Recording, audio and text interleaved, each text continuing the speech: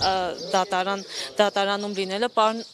Պարոն Մելիքյան, նախ դուք արձանագրեցիք, որ այսօր 50-րդ հոբելյանական նիստներ եւ Արմեն Աշոտյանը չէր ներկայացել, ինչպես հասկացանք, ծանրաբեռնվածությունից ելնելով, հա, Շատ զարմանալի է, թե ոստիկանությունը իր պարտականությունը կարևոր ինչու չի կատարել եւ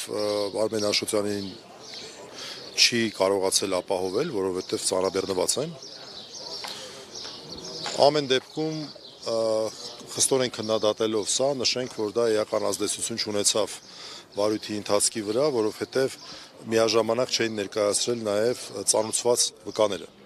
Մեր համար կարևոր է, ինչպես ես միշտ ասում եմ, որպեսզի մենք վկաների հարցաքննությունը հնարավորինս արագ եւ արդյունավետ իրականացնենք,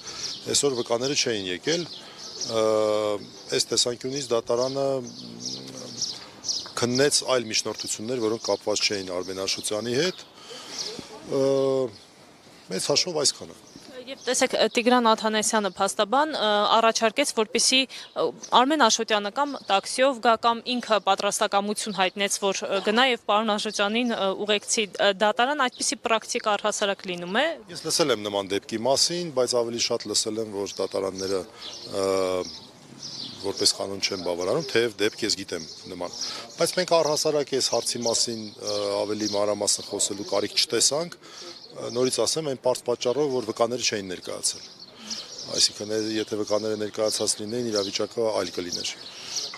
Հետևանքը Արմեն Աշոտյանի նկատմամբ չներկայացնելու այդպես